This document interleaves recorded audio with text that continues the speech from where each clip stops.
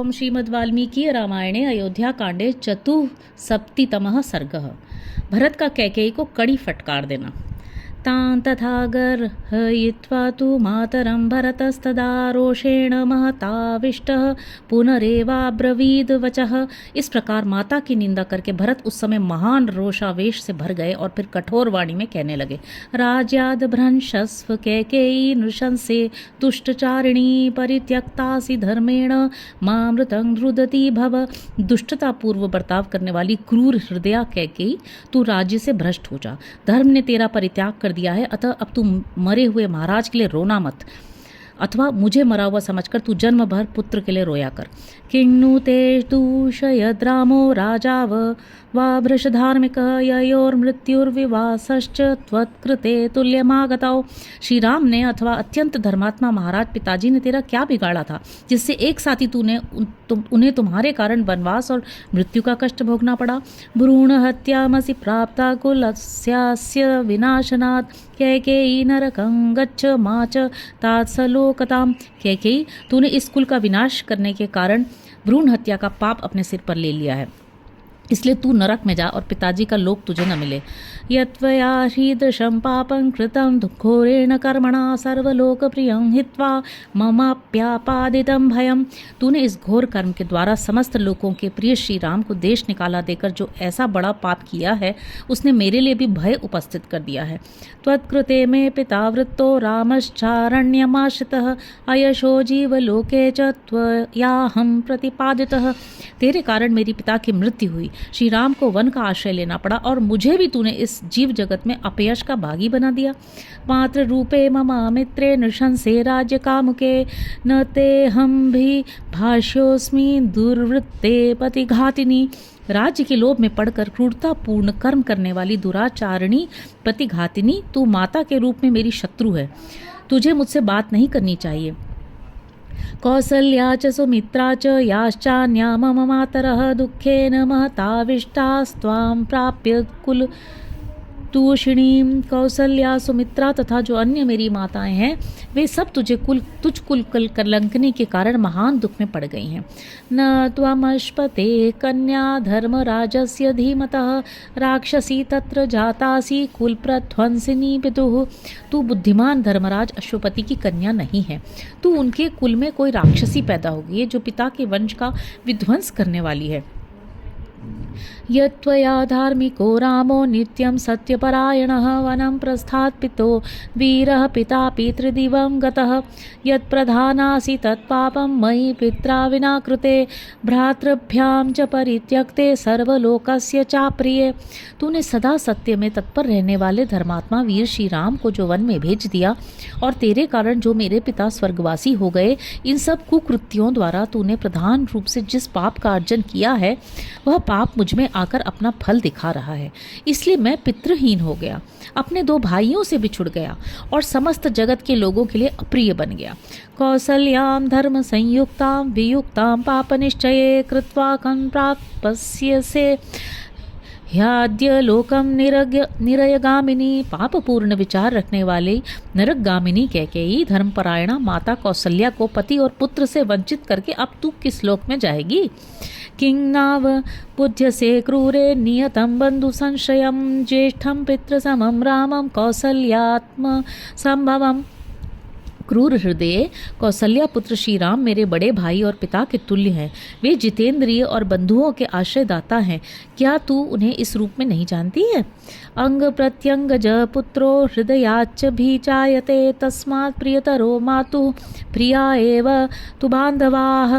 पुत्र माता के अंग प्रत्यंग और हृदय से उत्पन्न होता है, इसलिए वह माता को अधिक प्रिय होता है। अन्य भाई बंधु केवल प्रिय ही होते हैं, किंतु पुत्र प्रियतर होता है।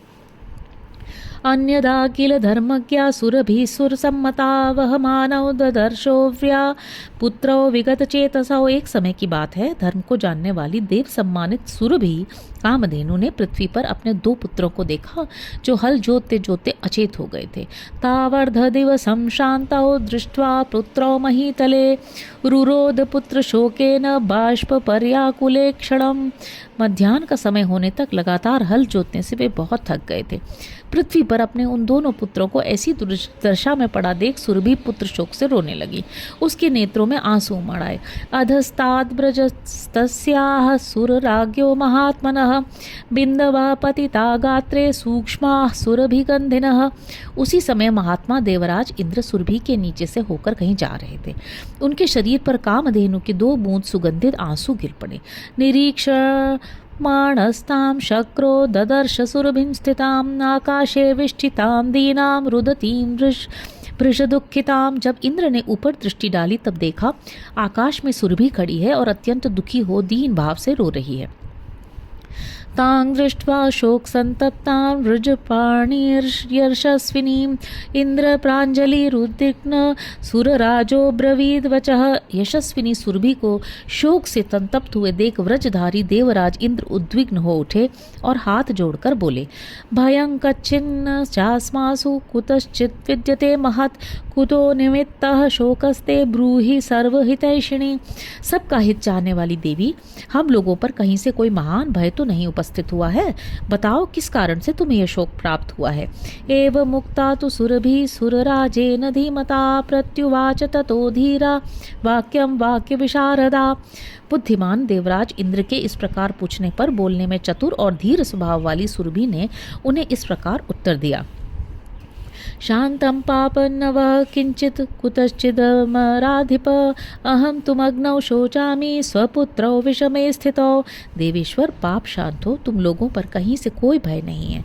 मैं तो अपने इन दोनों पुत्रों को विषम अवस्था में मग्न हुआ देख शोक कर रही हूँ। एतो दृष्ट्वा कृशौ दीनौ सूर्यरश्मि प्रतापितौ वध्यमानौ बलिवर्दौ कर्षकेण दुरात्मना। ये दोनों बैल अत्यंत दुर्बल और दुखी हैं। सूर्य की किरणों से बहुत तप गए हैं और ऊपर से वह दुष्ट किसान इन्हें पीट रहा है। मम कायात् प्रसूतौ हि दुःखितौ भार पीडितौ यो दृष्ट्वा परितप्येऽहं नास्ति पुत्र समः प्रियः। मेरे शरीर से इनकी उत्पत्ति हुई है। ये दोनों भार से पीड़ित और दुखी हैं, इसलिए इन्हें देखकर मैं शोक से संतप्त हो रही हूँ, क्योंकि पुत्र के समान प्रिय दूसरा कोई नहीं है। यस्या पुत्र सहस्रे तु कृतस्नं व्याप्तमिदं जगत्तां दृष्ट्वा रुदतीं शक्रो न सुतान् मन्यते भरम। जिनके सहस्रों पुत्रों से यह सारा जगत भरा हुआ है, उन्हीं कामधेनु को इस तरह रोती देख इंद्र ने यह माना कि पुत्र से बढ़कर और कोई नहीं है। इंद्रो ह्या शून्यपातं तं स्वगात्रे पुण्यगंधिनं सुरभिं मन्यते दृष्ट्वा भूयसीतामिहेश्वरः। देवेश्वर इंद्र ने अपने शरीर पर उस पवित्र गंध वाले अश्रुपात को देखकर देवी सुरभि को इस जगत में सबसे श्रेष्ठ माना। समाप्रतिम वृत्ताया लोकधारण काम्यया श्रीमत्या गुणमुख्यायाः स्वभाव परिचेष्टया यस्या पुत्र सहस्राणि सापि शोचति कामधुक् किं पुनर्या विना रामं कौसल्या वर्तयिष्यति। जिनका चरित्र समस्त प्राणियों के लिए समान रूप से हितकर और अनुपम है, जो अभीष्ट दान रूप ऐश्वर्य शक्ति से संपन्न, सत्य रूप प्रधान गुण से युक्त तथा लोक रक्षा की कामना से कार्य में प्रवृत्त होने वाली हैं, और जिनके सहस्रों पुत्र हैं, वे कामधेनु भी जब अपने 2 पुत्रों के लिए उनके स्वाभाविक चेष्टा में रत होने पर भी कष्ट पाने के कारण शोक करती हैं, तब जिनके एक ही पुत्र हैं, वे माता कौसल्या श्री राम के बिना कैसे जीवित रहेंगी। एक पुत्रा च साध्वी च विवत्सेयं कृत्वया कृता तस्मात् त्वं सततं दुःखं प्रेत्य चेहच्च लप्यसे। इकलौते बेटे वाली इन सती साध्वी कौशल्या का तूने इनके पुत्र से बिछोह करा दिया है, इसलिए तू सदा ही इस लोक और परलोक में भी दुख पाएगी। अहम त्वपचितिं भ्रातु पितुश्च सकलामिमां वर्धनं यशश्चापि करिष्यामि न संशयः। मैं तो ये राज्य लौटाकर भाई की पूजा करूंगा और ये सारा अंत्येष्टि संस्कार आदि करके पिता का भी पूर्ण रूप से पूजन करूंगा, तथा निस्संदेह मैं वही कर्म करूंगा जो मेरे यश को बढ़ाने वाला हो। आनाय्य च महाबाहुं कौसलेन्द्रं महाबलं स्वयमेव प्रवेक्ष्यामि वनं मुनि निषेवितम महाबाली महाबाहु कौशल नरेश श्री राम को यहाँ लौटाकर मैं स्वयं ही मुनिजन सेवित वन में प्रवेश करूँगा। न ह्यहं पाप संकल्पे पापे पापं त्वया कृतं शक्तो धारयितुं पौरेर शुकंठैर्निरीक्षितः। पाप पूर्ण संकल्प करने वाली पापिनी पुरवासी मनुष्य आंसू बहाते हुए अवरुद्ध कंठ हो मुझे देखें और मैं तेरे लिए हुए इस पाप का बोझ ढोता रहूं, ये मुझसे नहीं हो सकता। सात्वमग्निं प्रविश्वा स्वयं पाविश दंडकान रज्जुं बद्धवाथवा कंठे नहीं तेन्यत परायणम। अब तू जलती आग में प्रवेश कर जा या स्वयं दंडकारण्य वन में चली जा अथवा गले में रस्सी बांधकर प्राण दे दे, इसके सिवा तेरे लिए दूसरी कोई गति नहीं है। अहम अप्यवनीं प्राप्ते रामे सत्य पराक्रमे कृतकृत्यो भविष्यामि विप्रवासित कल्मषः। सत्य पराक्रमी श्री रामचंद्र जी जब अयोध्या की भूमि पर पदार्पण करेंगे तभी मेरा कलंक दूर होगा और तभी मैं कृतकृत्य होऊंगा। इति नागैवारण्ये तोमरांग कुशतोदितः पपात भुवि संक्रुद्धो निःश्वसन्निवपन्नगः।